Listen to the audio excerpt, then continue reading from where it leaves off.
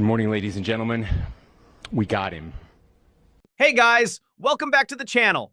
Before we dive into today's video, don't forget to hit that like button, subscribe, and turn on notifications so you don't miss any of my breakdowns and reactions to the latest news.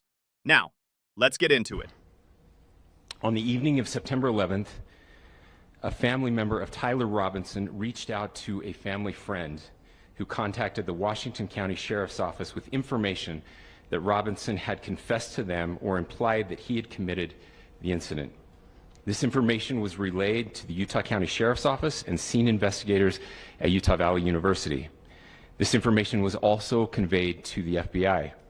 Investigators reviewed additional video footage from UVU surveillance and identified Robinson arriving on UVU campus in a gray Dodge Challenger at approximately 8:29 a.m. on September 10th, in which he is observed on video in a plain maroon t-shirt, light-colored shorts, a black hat with a white logo, and light-colored shoes. When encountered in person by investigators in Washington County on September 12th, in the early morning hours, Robinson was observed in consistent clothing with those surveillance images. Investigators interviewed a family member of Robinson who stated that Robinson had become more political in recent years. The family member referenced a recent incident in which Robinson came to dinner prior to September 10th, and in the conversation with another family member, Robinson mentioned Charlie Kirk was coming to UVU. They talked about why they didn't like him and the viewpoints that he had. The family member also stated Kirk was full of hate and spreading hate. The family member also confirmed Robinson had a gray Dodge Challenger. Investigators identified an individual as the roommate of Robinson. Investigators interviewed that roommate, who stated that his roommate, referring to Robinson, made a joke on Discord. Investigators asked if he would show them the messages on Discord. He opened it and showed several messages to investigators and allowed investigators to take photos of the screen as each message was shown by Robinson's roommate.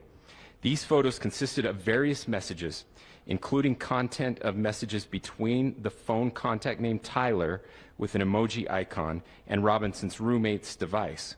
The content of these messages included messages affiliated with the contact Tyler, stating a need to retrieve a rifle from a drop point, leaving the rifle in a bush, messages related to visually watching the area where a rifle was left, and a message referring to having left the rifle wrapped in a towel. The messages also refer to engraving bullets and a mention of a scope and the rifle being unique. Messages from the contact Tyler also mentioned that he had changed outfits. I know there's been speculation as well as to the writing on those casings, those bullet casings, and I believe we have that as well. And I will share that with you now. So the area north of Campus Drive Road where the suspect crossed over, you saw some of that in the video that we released last night, consists of a grassy area with trees on the edge of the UVU campus. Investigators discovered a bolt-action rifle wrapped in a dark-colored towel. The rifle was determined to be a Mauser Model 98 30-06 caliber bolt-action rifle. The rifle had a scope mounted on top of it. Investigators noted inscriptions that had been engraved on casings found with the rifle.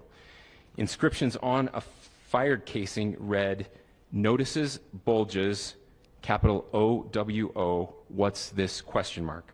Inscriptions on the 3 unfired casings read, "Hey fascist!" ! Catch! ! Up arrow symbol, right arrow and symbol, and 3 down arrow symbols.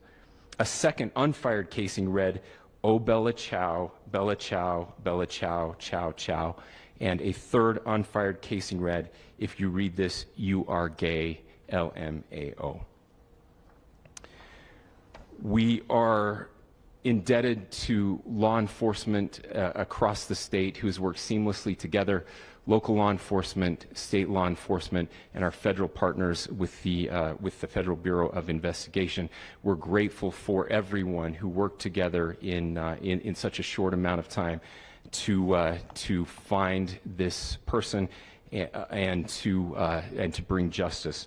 I want to thank the public who has been so engaged, reviewing videos, helping us with sending in tips, and helping us get to this point. I want to thank the family members of Tyler Robinson who did the right thing in this case and were able to bring him into to law enforcement as well.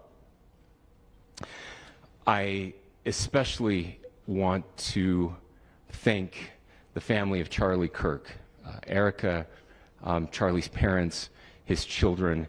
I want us to be thinking of them as we bring justice in this case. They will be involved in that justice. We will be working very closely with them as we move through this process as well. This is a very sad day for our country, a terrible day for the state of Utah, but I'm grateful that at this moment we have an opportunity to bring closure to this very dark chapter in our nation's history. With that, I will now turn the microphone over to the director of the FBI, Kash Patel. So, law enforcement just announced they've arrested Tyler Robinson in connection with the tragic incident at Utah Valley University. Honestly, this case moved fast.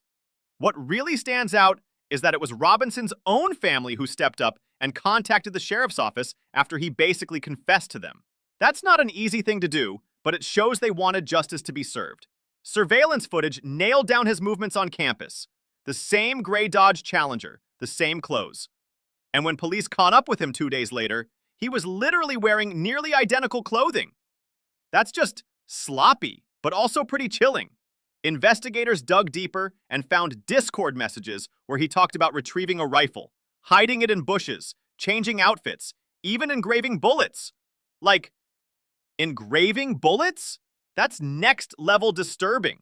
The rifle itself was a Mauser 3006 bolt action with a scope, wrapped in a towel and hidden on the edge of campus. And the bullet casings? Straight up bizarre. Messages like, "Hey fascist, catch!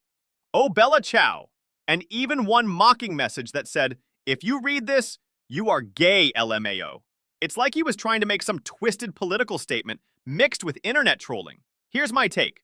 This is a dark reminder of how online radicalization, memes, and politics can collide in really dangerous ways. Robinson's family said he'd become more political in recent years and specifically targeted Charlie Kirk, calling him hateful. Whether you agree with Kirk or not, that's no excuse for violence.